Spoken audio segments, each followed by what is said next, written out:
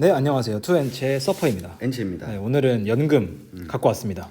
네. 반갑네요, 되게. 퇴직연금에 넣을 종목이고 제가 이미 갖고 있는 종목인데 럭셔리 ETF입니다. ETF입니다. 좋은 산업이죠. 네, 럭셔리 ETF고 바로 보시죠. 네. 일단은 원래 제가 항상 펀드 개요하면 이렇게 막 별 몇 개고 수익률 어떻고 막 이런 거 가져왔는데 이게 ETF라 그런지 그런 게 없더라고요. 펀드가 아니어서. 그래서 불황을 모르는 럭셔리 산업에 투자하는 ETF다. ETF 뭐 펀드죠.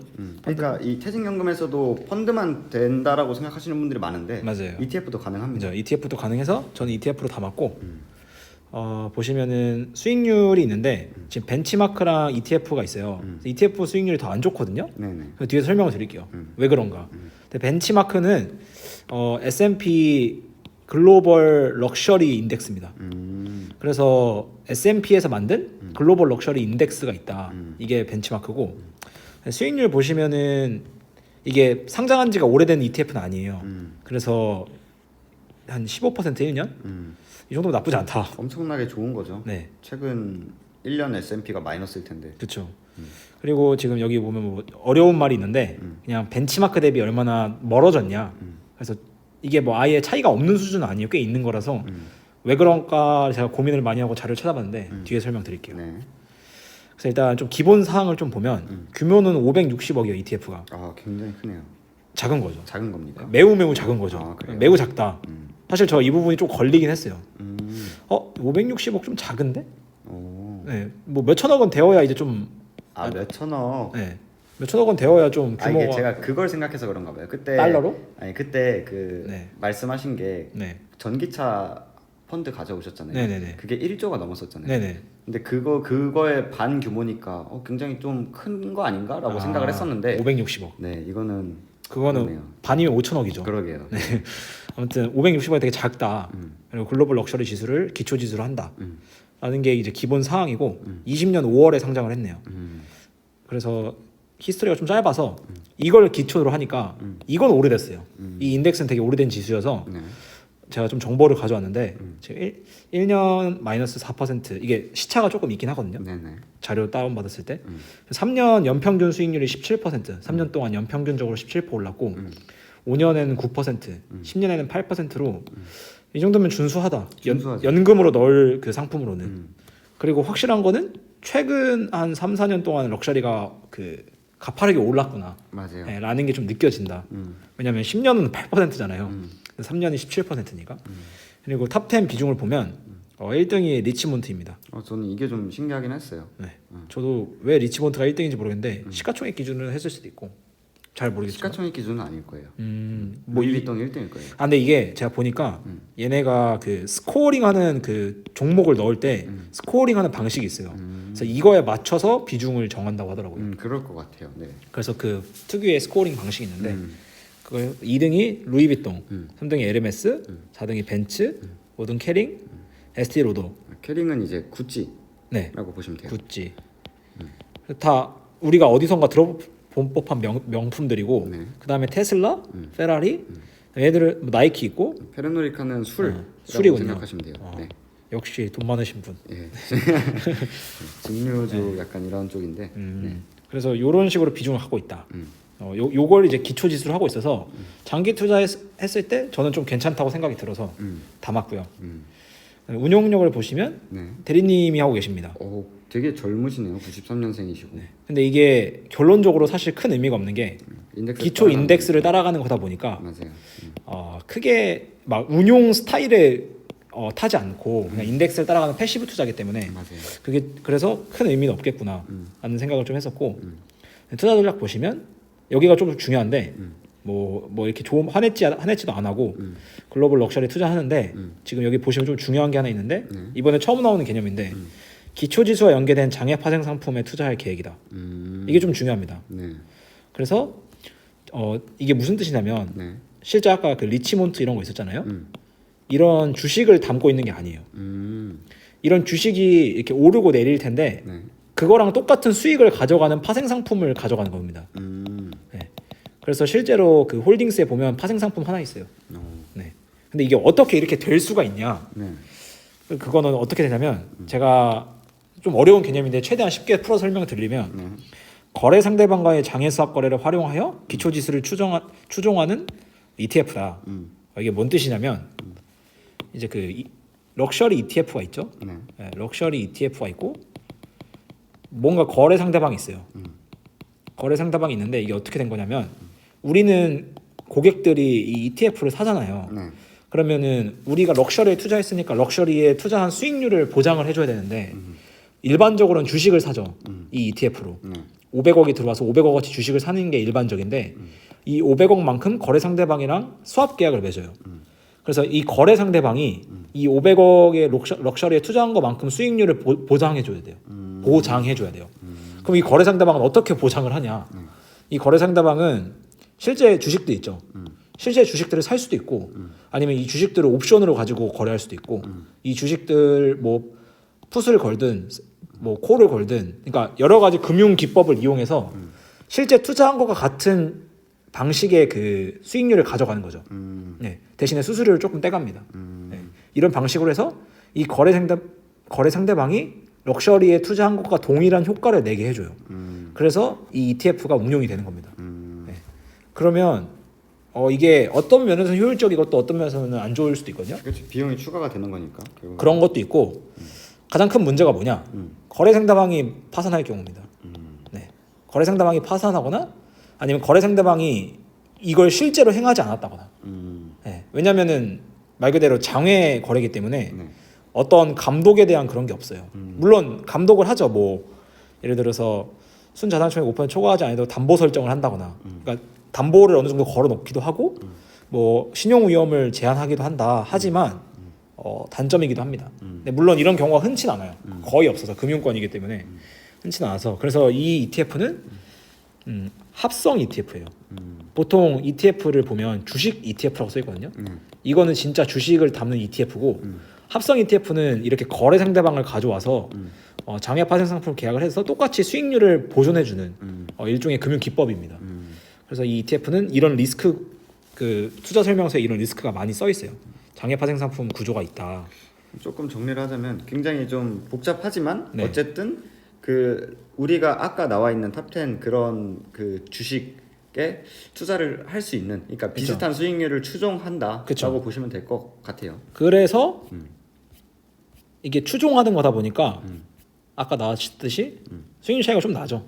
네. 만약에 실제 R 주식을 들고 있었으면 똑같이 맞춰갔다면 이런 경우가 거의 발생하지 않거든요. 근데 이렇게 조금 날 수가 있는 거죠.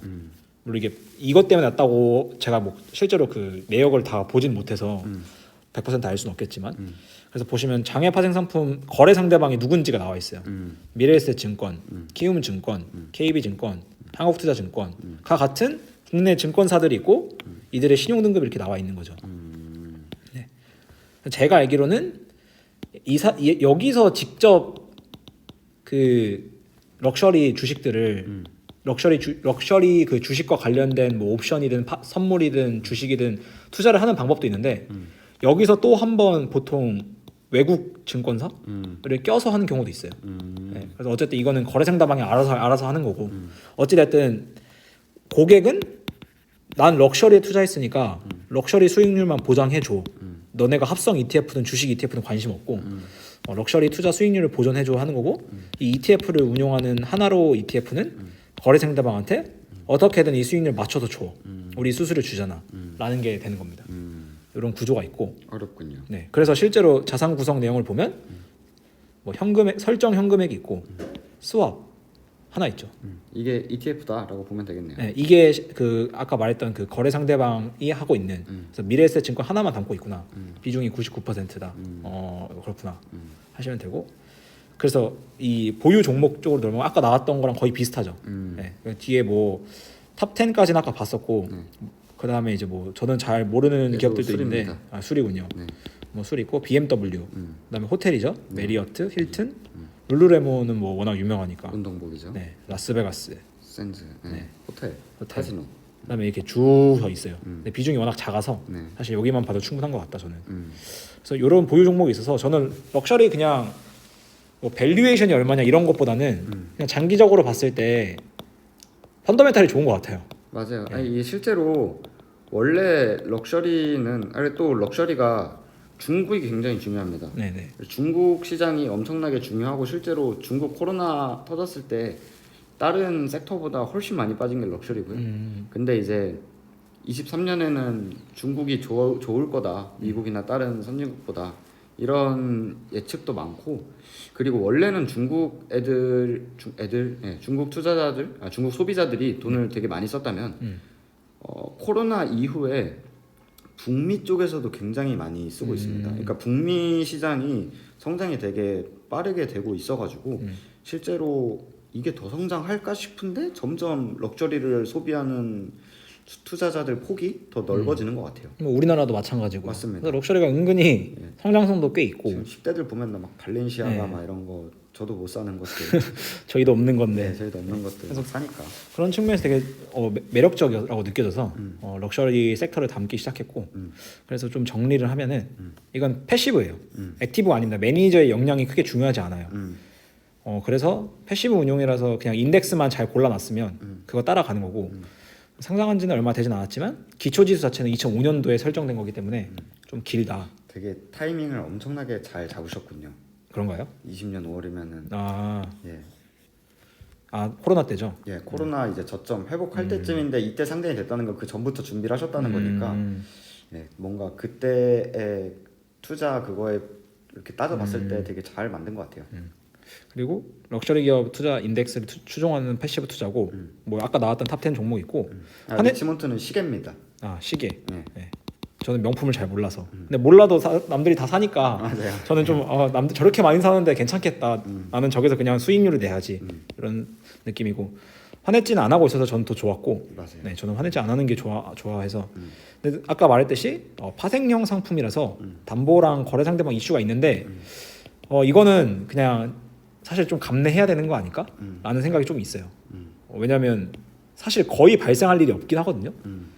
물론 100%는 아니겠지만. 그렇죠. 네, 그래서 이거는 크게 문제는 없을 거고 만약에 생긴다면 호다닥 도망가야 된다. ETF니까 그렇죠. 다 팔고 도망가야 된다. 그래서 사실 규모가 중요한 거거든요. 규모가 크면은 팔 때 거래량이 많으니까 바로 팔리잖아요. 근데 규모가 좀 작아서 빨리 나 말고도 다른 투자자들이 들어와서 커졌으면 좋겠다. 네. 그리고 보수가 조금 쌌어요. 0.5%인가? 네. 조금 보수가 좀 괜찮았던 것 같고 왜냐면은 그냥 퇴직연금 펀드로 럭셔리 펀드가 있는데 그거는 거의 1% 넘었던 것 같아요. 그래서 이게 조금 걸렸던 부분이 있고 그다음에 이 부분은 또 중요한데 제가 따로 가져오진 않았는데 이 국내 ETF잖아요. 네네. 국내 ETF인데 해외에 투자잖아요. 그럼 이게 세금이 되게 세거든요. 네네. 네, 세금이 엄청 세요. 그래서 이게 만약에 배당 소득세인가로 들어가는 걸로 아는데 네네. 여기서 2천만 원 이상 수익을 내면 금융종합과세에 걸립니다. 근데 우리는 연금으로 투자하는 거기 때문에 이게 모든 세금이 다 이연이 돼요. 그래서 세금을 실제로 연금 수령할 때까지 아예 안 내거든요.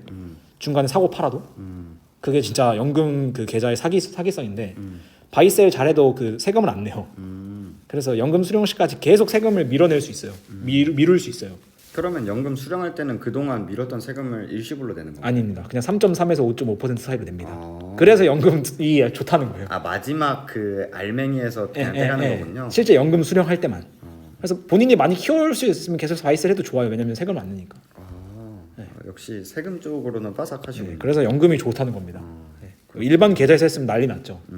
그렇죠. 근데 이제 연금 계좌니까 이런 장점이 있다. 국내 ETF로 이런 걱정을 하실 수 있는데 나 금융소 종합과세 걸릴 수도 있지 않느냐? 안 걸립니다. 네. 그래서 저는 이거 가져왔고 다음에는 IBK에서 낸 그 럭셔리 펀드가 있어요. 이건 진짜 그냥 알주식 담고 있는 펀드거든요. 액티브 펀드인가요? 네. 그거까지 못 봤어요. 근데 이제 그거를 분석해서 이 두 개를 이렇게 비교하는 그런 걸 가져올 겁니다. 재밌네요. 네, 그렇게 해서 하나의 테마씩 좀 정리를 해가려고 해요. 좋습니다. 네. 그렇게 해서 오늘 준비한 영상은 여기까지고 다음에는 요 IBK 럭셔리로 찾아뵙겠습니다. 고생 많으셨습니다. 그럼 안녕. 안녕.